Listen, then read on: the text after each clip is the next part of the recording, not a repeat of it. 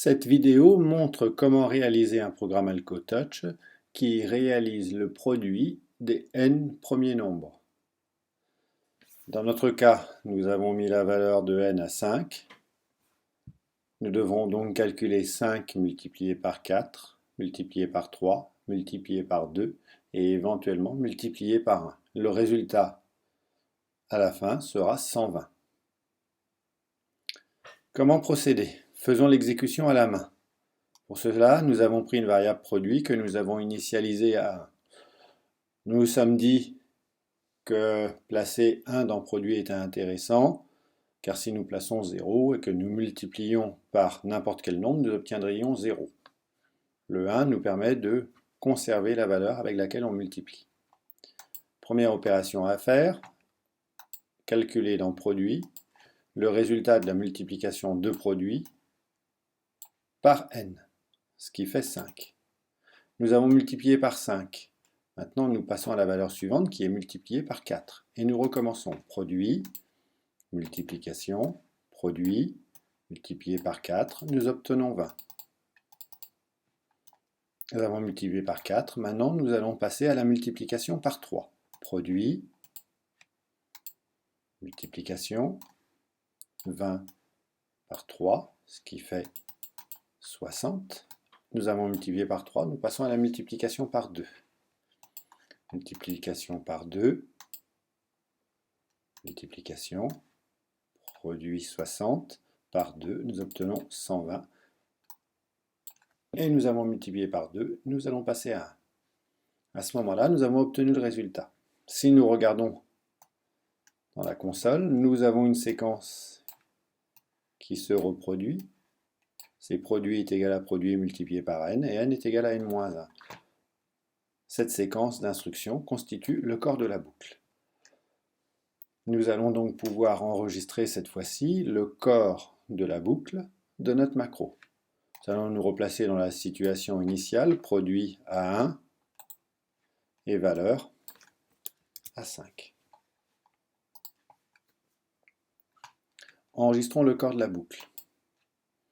Nous répétons les actions que nous avons effectuées précédemment. Produit contient le résultat de la multiplication de produit par n.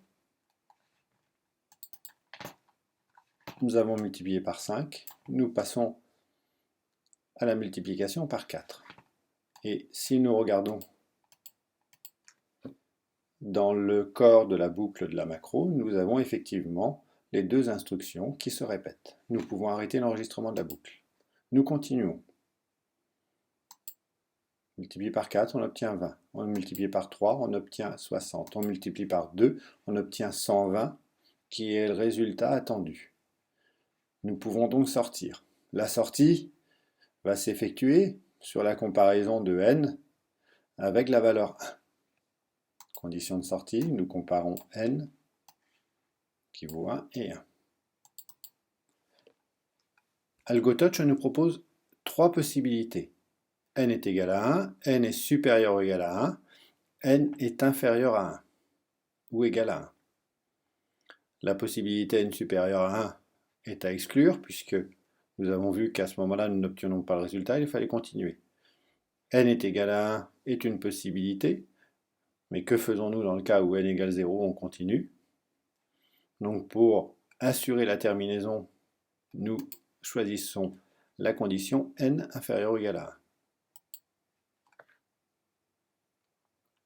Et nous avons le corps, la condition de sortie. Replaçons-nous dans la condition initiale.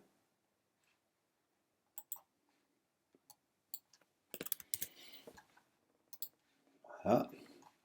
Et exécutons le programme en pas à pas. N est supérieur à 1, on continue. On obtient produit est égal à 5, n est décrémenté, n est toujours supérieur à 1, nous continuons, nous continuons, nous continuons, nous continuons, nous continuons, nous continuons. Le programme est terminé et le résultat obtenu est bien 20. Passons à l'initialisation. L'initialisation, il va falloir initialiser produit à 1 et lire la valeur de n.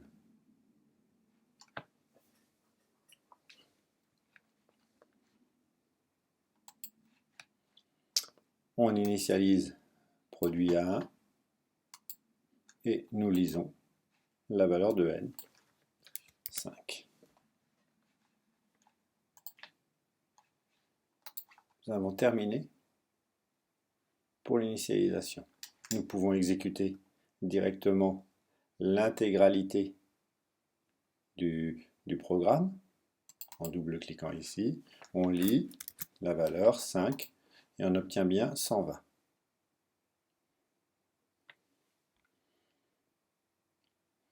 Que vaut le résultat si n vaut 0? Faisons un essai. N vaut 0. Le résultat est égal à 1. Est-ce qu'on reste à 1 ou est-ce qu'on passe à 0? En fonction de notre volonté, on décrira quelque chose dans Terminette ou rien du tout. Pour notre exemple, nous allons en rester là, et nous avons donc le produit, le programme qui est ici. On initialise produit à 1, on lit la valeur de n. Nous sortons de la boucle quand n est inférieur ou égal à 1, et dans la boucle, nous faisons le produit de produit par n, et nous calculons n-1. Le programme est terminé.